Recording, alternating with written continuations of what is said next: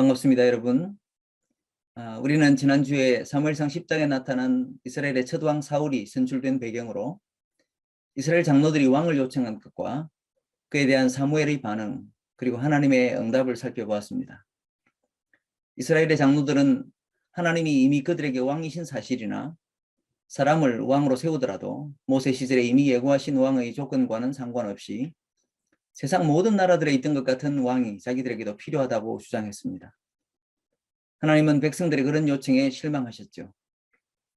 하지만 그 요구를 듣고 몹시 언짢아하던 선지자 사무엘을 진정시키시고는 그를 시켜 베냐민 지파의 유력한 한 가문의 아들 사울을 택하셔서 은밀히 기름을 붓게 하십니다.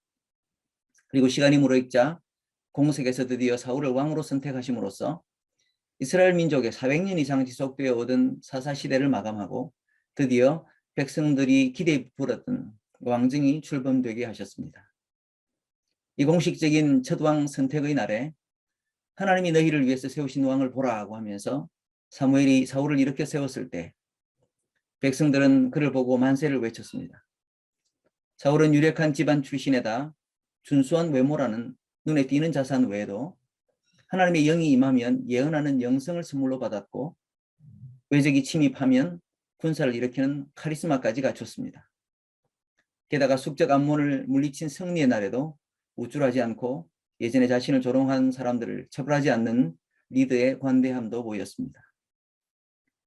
그보다 전에는 사무엘이 그에게 온 이스라엘이 네 집안만 간절히 바라보지 않느냐 하면서 용기를 북돋아 주었을 때도 일체 겸비함으로 교만하지 않았던 거였습니다.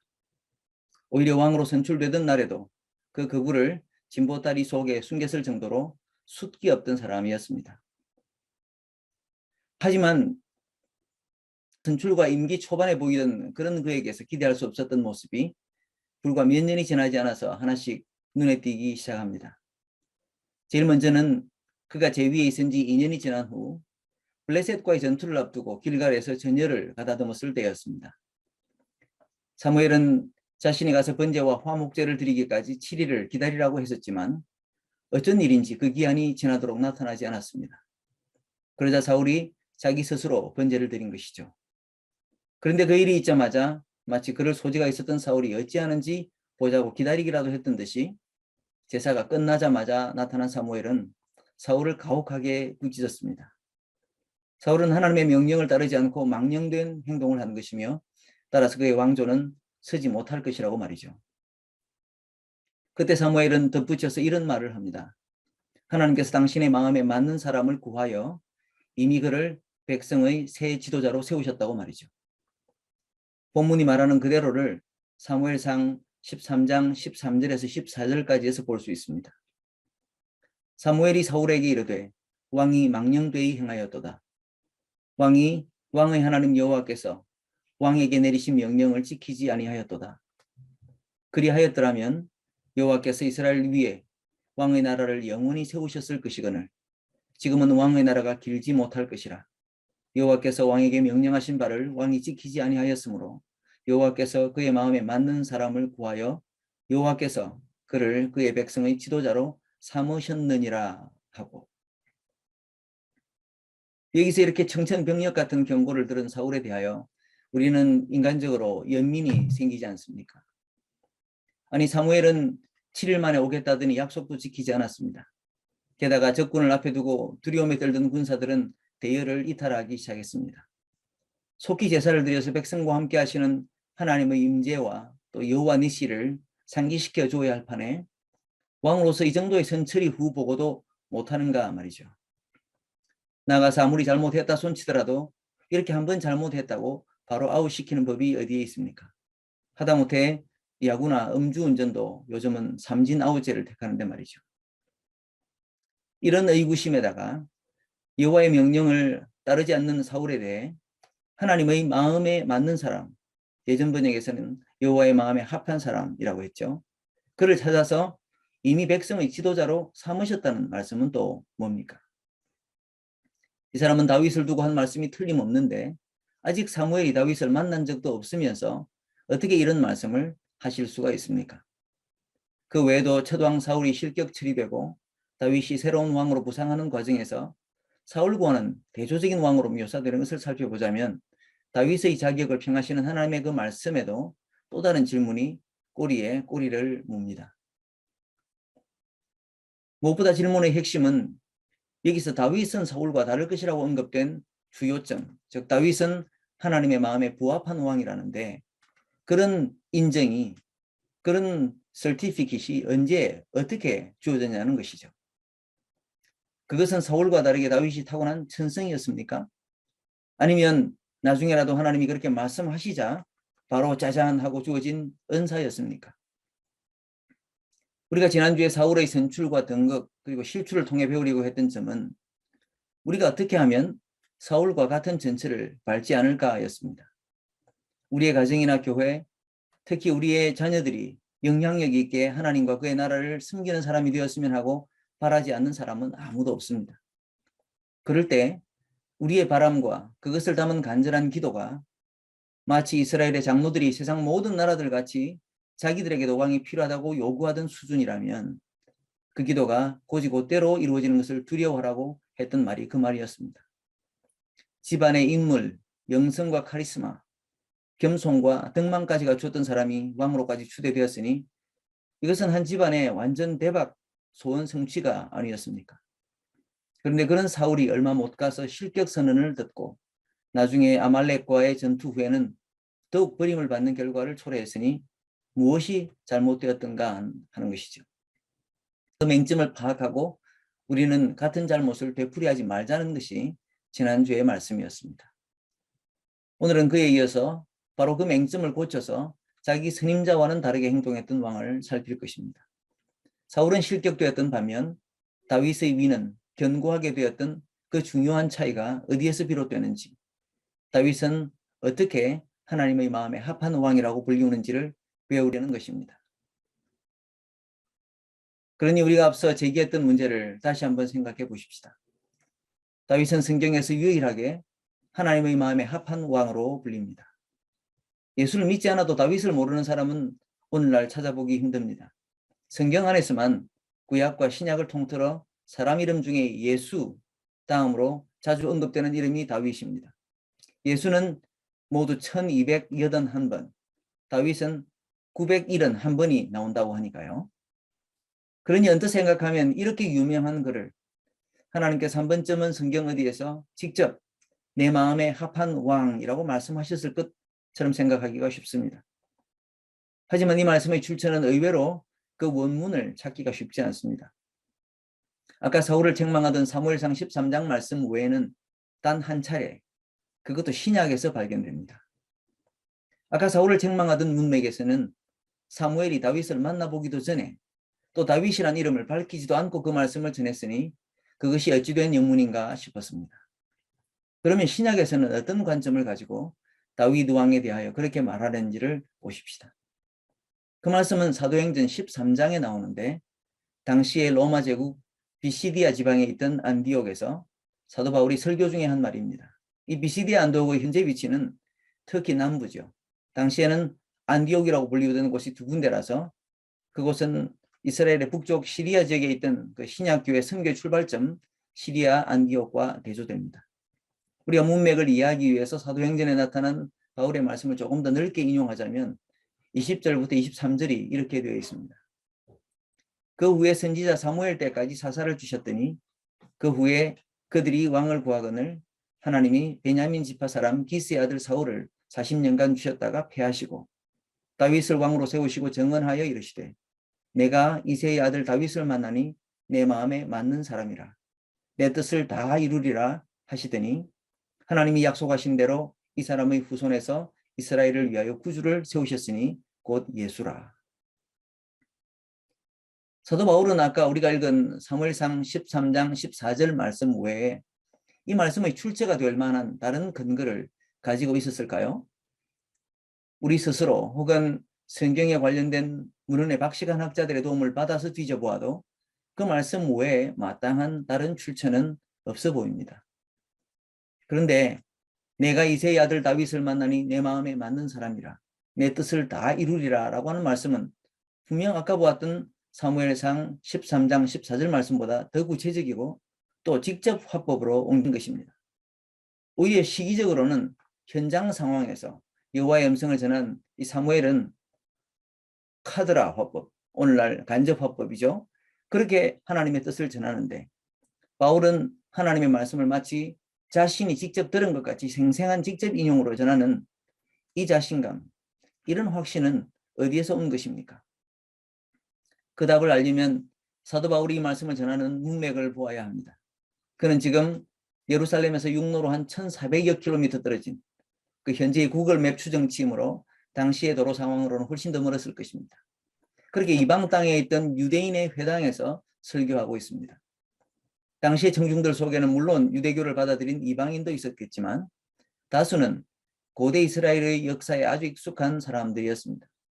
그들에게 바울은 예수 그리스도의 복음을 소개하는데 그리스도께서 오시기까지 이스라엘 역사의 주요 장면들을 짚어주는 중입니다.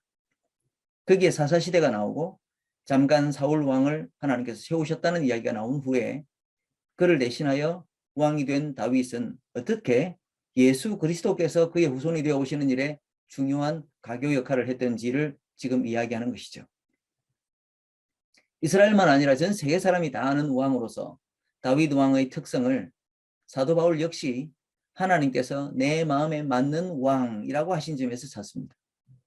그리고 하나님의 마음에 맞는 왕이냐 아니냐는 사무엘의 메시지에서도 사울과 다윗 두 왕 사이에 확실히 획을 긋는, 즉 다윗은 되고 사울은 되지 않는 사실로 읽었던 부분이었습니다.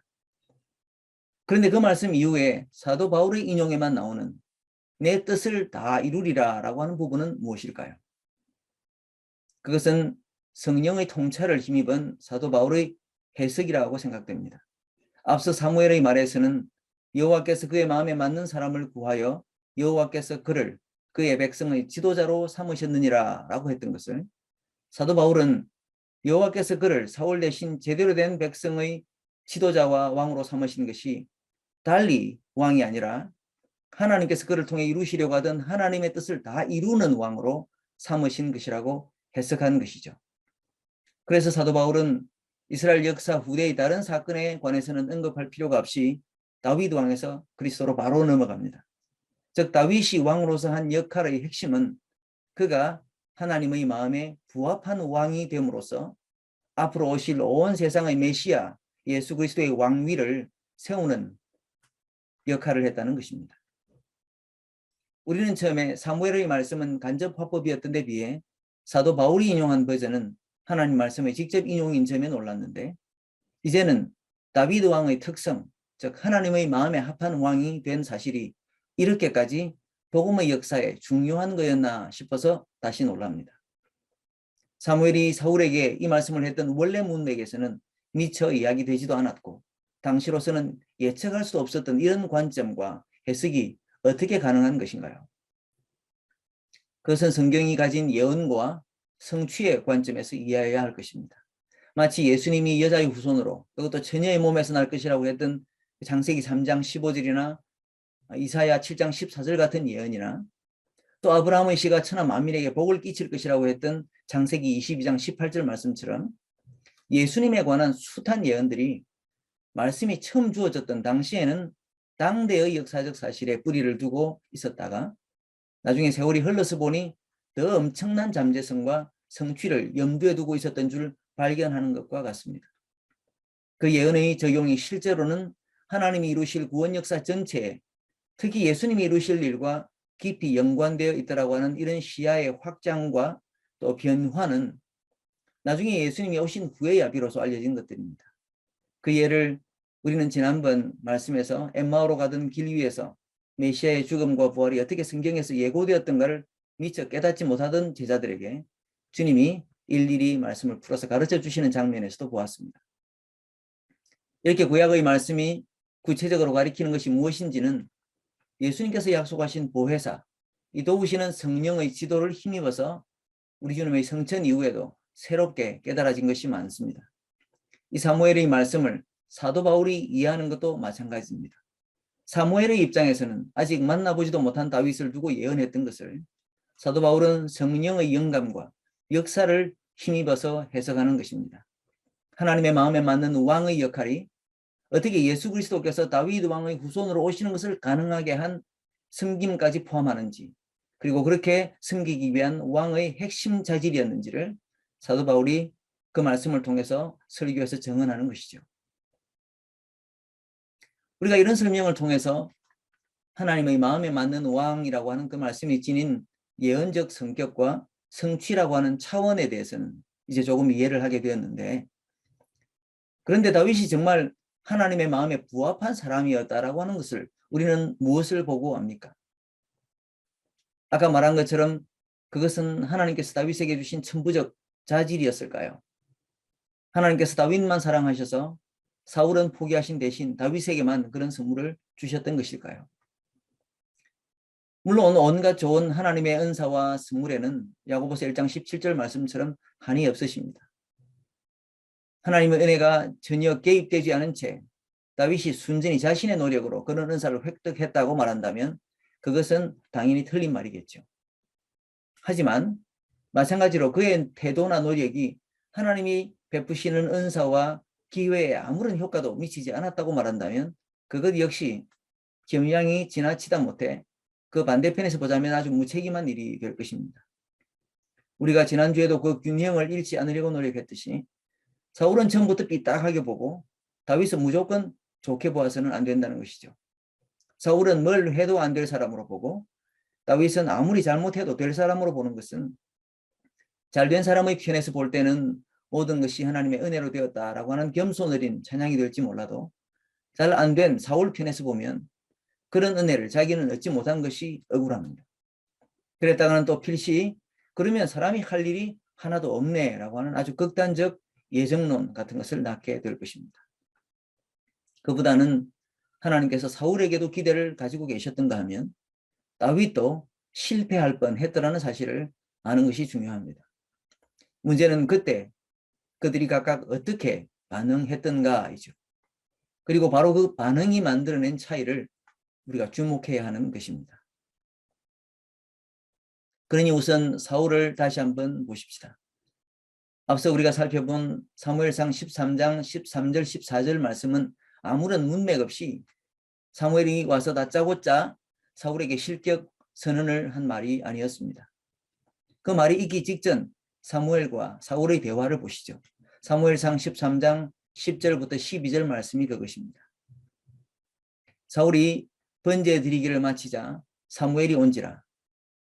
사울이 나가 맞으며 문안하매 사무엘이 이르되 왕이 행하신 것이 무엇이냐 하니 사울이 이르되 백성은 내게서 흩어지고 당신은 정한 날 안에 오지 아니하고 블레셋 사람은 믹마스에 모였음을 내가 보았으므로 이에 내가 이르기를 블레셋 사람들이 나를 치러 길갈로 내려오겠거늘 내가 여호와께 은혜를 구하지 간구하지 못하였다 하고 부득이하여 번제를 드렸나이다 하니라.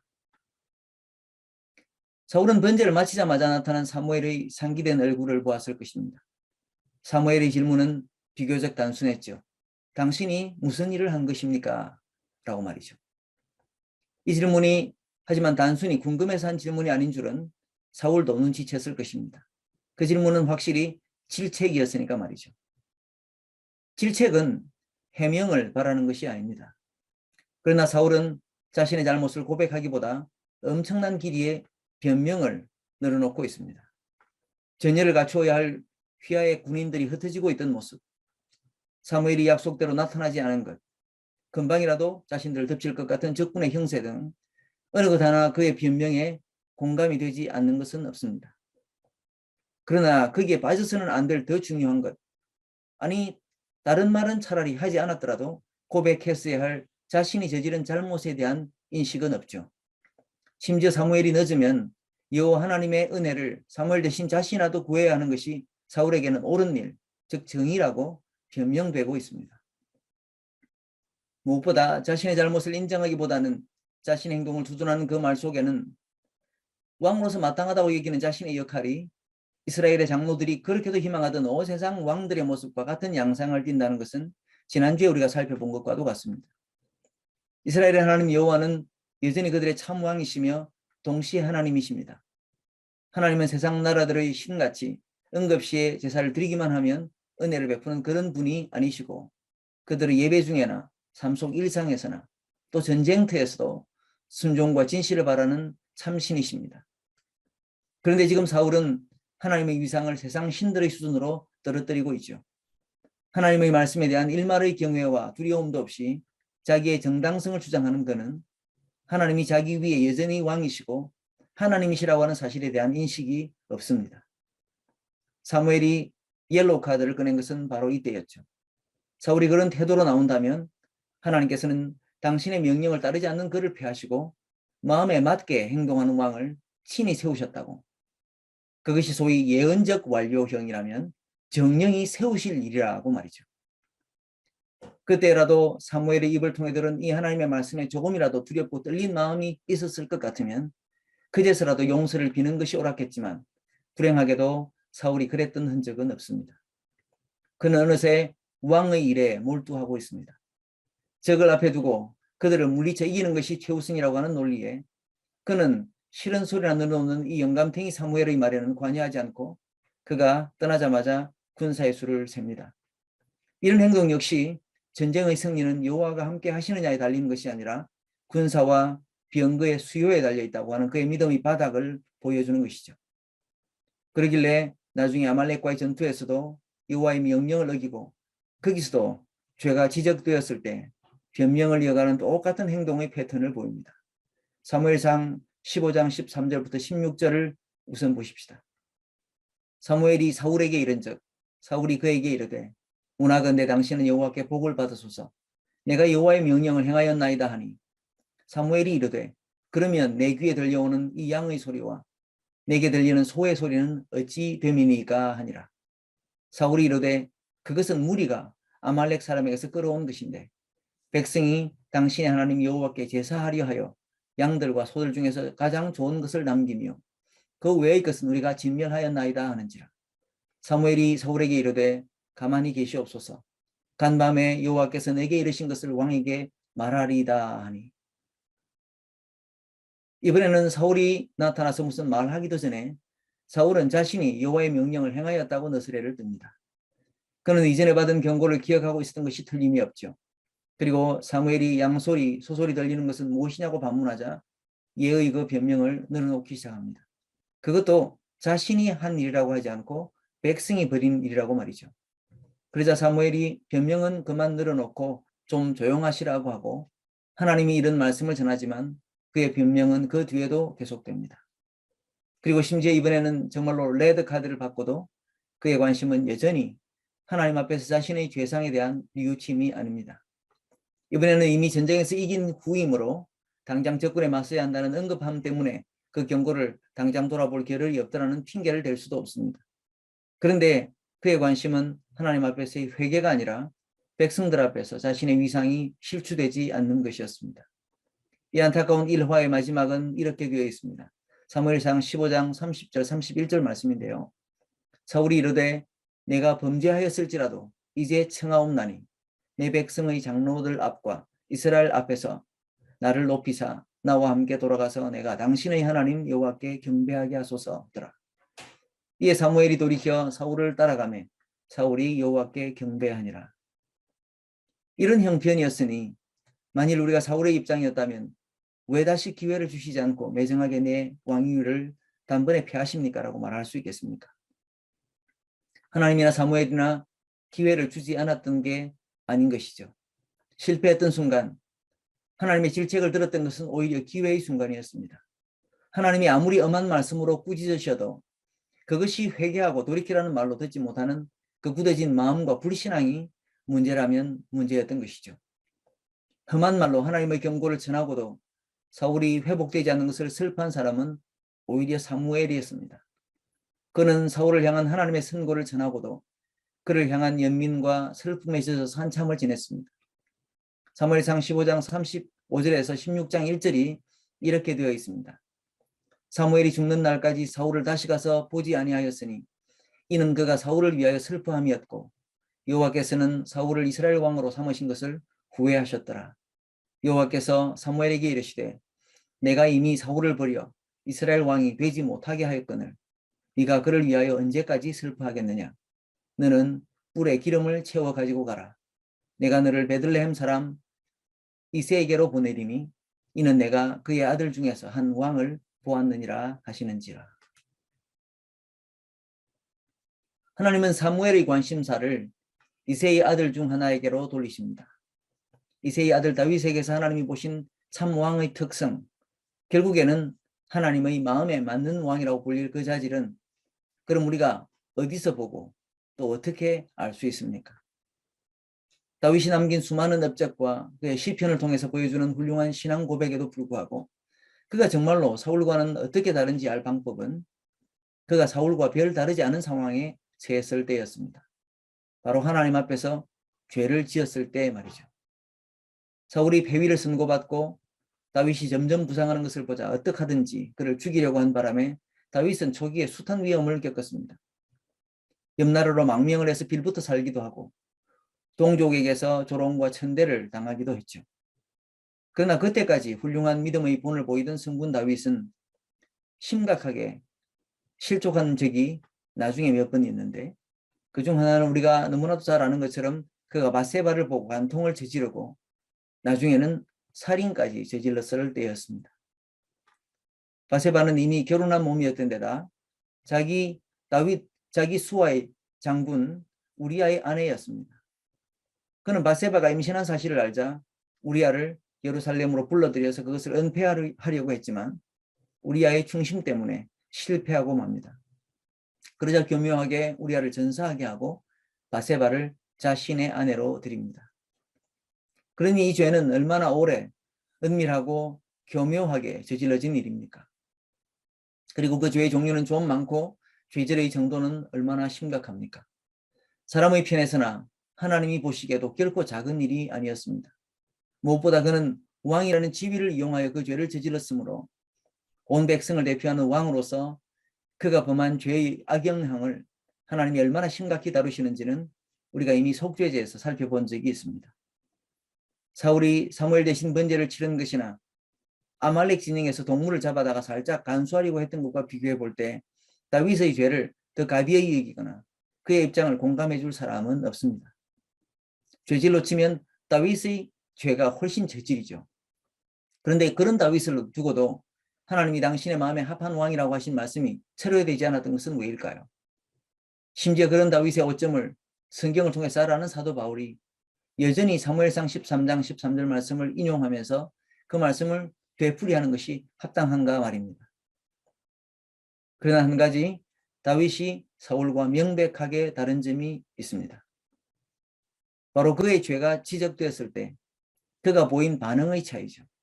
사울에게 사무엘 선지자가 있었다면 다윗에게는 나단 선지자가 있었습니다. 사무엘하 12장 7절부터 15절을 보시죠. 제법 길기 때문에 다 읽지는 않고 7절 초반에서 나단이 다가와서 질책을 시작하는 부분과 13절 이후에 다윗이 답하는 부분만 보겠습니다. 나단이 다윗에게 이르되 당신이 그 사람이라. 이스라엘의 하나님 여호와께서 이와 같이 이르시기를 내가 너를 이스라엘 왕으로 기름 붓기 위하여 너를 사울의 손에서 구원하고 너는 은밀히 행하였으나 나는 온 이스라엘 앞에서 백주의 이 일을 행하리라 하셨나이다 하니 다윗이 나단에게 이르되 내가 여호와께 죄를 범하였노라 하매 나단이 다윗에게 말하되 여호와께서도 당신의 죄를 사하셨나니 당신이 죽지 아니하려니와 이 일로 말미암아 여호와의 원수가 크게 비방할 거리를 어떻게 하였으니 당신이 낳은 아이가 반드시 죽으리이다 하고 나단이 자기 집으로 돌아가니라. 나단 선지자는 하나의 이야기로 시작하여 다윗의 죄상을 들추어냅니다. 그리고 다윗이 그 이야기에 공감을 표하자마자 다름 아닌 다윗 당신이 그 이야기 속의 패악무도한 자라고 하면서 밧세바와 우리아에 관한 그의 수치스러운 범죄를 고발하고 하나님의 진노를 전합니다. 그때 다윗의 반응을 보시죠. 그는 1절 변명이라고는 한마디 없이 하나님 앞에 자신의 죄를 고백하는 것입니다. 그러나 혹자는 다윗의 경우 그가 옴짝달싹할 수 없게 나단 선지자가 공격을 하였기 때문에 그가 그렇게 고백할 수밖에 없었지 않았냐라고 답할지도 모릅니다. 혹은 다윗이 자신의 죄를 고백하자 그 죄의 무게에 비해서 하나님의 응징이 너무 가벼운 것 아니냐고 공평성의 의문을 제기할 수도 있습니다. 그러나 이 짧은 대화로만 판단할 문제가 아닙니다. 나단 선지자의 질책을 듣고 다윗이 보인 태도가 어떠하였는지는 다윗이 쓴 시 51편에 자세히 나와 있습니다.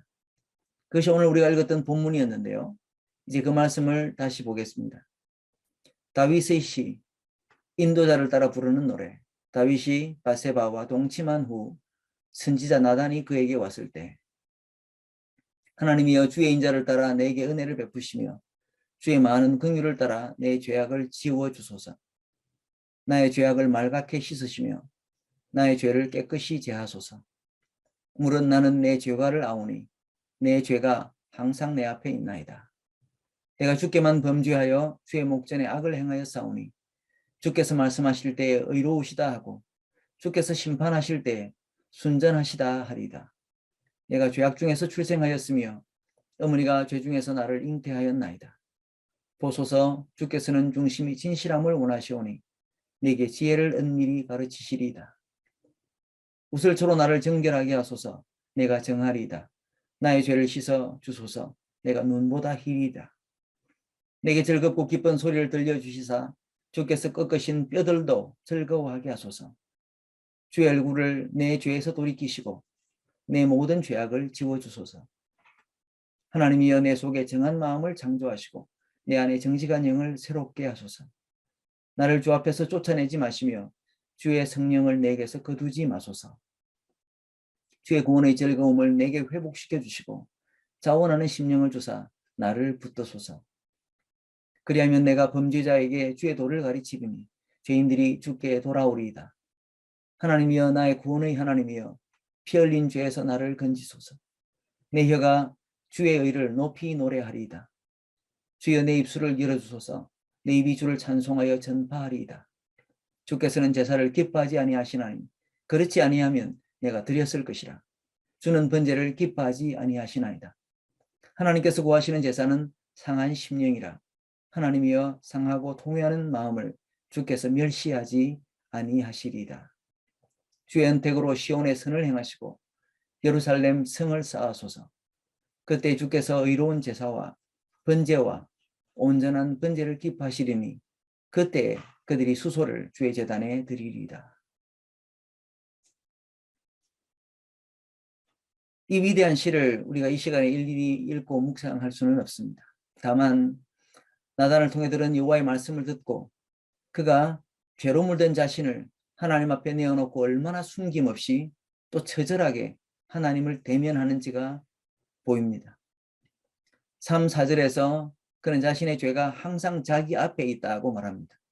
이것은 자신의 죄를 자신의 뒤로 살짝 가리는 자기 기만을 꾀하지 않는다는 이야기만은 아닙니다. 자기가 아무리 한 나라의 왕이라도 자기 위에 계신 권위 앞에서는 자신의 전 존재가 완전히 알려져 있으며 오직 하나님 앞에서는 자신의 죄가 어느 것 하나 숨김이 없다는 철저한 투명성, 그리고 자기는 하나님 아래에 있다는 하나님의 권위의 인정이죠. 그리고 16절, 17절에 가서는 자신이 하나님께 드려야 할 참 제사는 번제나 속죄제 같은 섣부른 동물의 제사가 아닌 줄을 제대로 고백합니다. 오히려 자신의 죄상과 자격 없음을 철저히 인식하고 통회하는 상한 심령인 줄을, 그것이 제사인 줄을 하나님께 아뢰는 것이죠. 그리고 이런 태도야말로 하나님이 멸시하지 않으시는, 오히려 진정으로 바라시는 참 제사인 줄을 고백하면서 자신에게 정한 마음을 창조해달라고 기도하는 것입니다. 이것이 왕의 기도입니다. 그리고 이런 왕의 태도를 두고 하나님께서는 나의 마음에 합한 왕이라고 하시는 것이죠. 범죄하지 않는 왕이 아니라 자신의 죄상을 낱낱이 하시는 하나님을 향한 이런 고백이 다윗을 참 왕으로 만들고 있는 것입니다. 이제 이런 두 왕의 이야기를 듣고 우리는 어떻게 살아야 하겠습니까? 우리 자신과 자녀, 가정과 교회를 두고 어떤 사람들이 되게 해달라고 기도해야겠습니까? 매너가 사람을 만든다라는 말이 있죠. Manner makes man이라고요. 원래 14세기에 영국의 옥스퍼드 대학의 단과대학 중 하나인 뉴 칼리지의 창설자로 알려진 그 위켐의 윌리엄이라고 하는 비숍이 사용한 그 개인적인 모토였다고 합니다. 그런데 최근에는 그 영국 영화 킹스맨 같은 데 써서 더 유명해졌죠. 매너가 사람을 만든다 말이죠. 그런데 매너가 사람을 만든다면 왕은 무엇이 만들겠습니까? 사울에게서 보듯이 훌륭한 가문도 인물도 아니었습니다. 오늘날로 치면 금수저 출신이나 명문 대학도 아닌 것이죠. 심지어 사람들은 유명 정치인들의 덕성이나 카리스마를 꼽기도 하지만 지난주와 이번 주에 걸쳐서 우리가 배운 대로라면 그것도 아닙니다. 다윗이 어디로 보아서 사울만한 그런 배경과 됨됨이를 갖추었습니까? 그러나 하나님 앞에서 자신의 위치를 정확하게 보는 인식, 특히 자신의 죄 앞에서 철저한 하나님의 하나님 되심을 인정하는 그의 고백이 그를 왕이 되게 하였습니다. 한마디로 고백이 왕을 만드는 것이죠.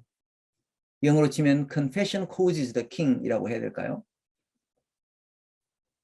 바라기는 우리 각자 그리고 가정이나 교회로서 함께 우리가 철저히 이런 고백을 품고 살아서 하나님의 마음에 합한 사람, 그분이 뜻하신 것을 우리를 통해서 다 이루실 수 있는 사람과 가정과 교회가 되기를 간절히 바랍니다.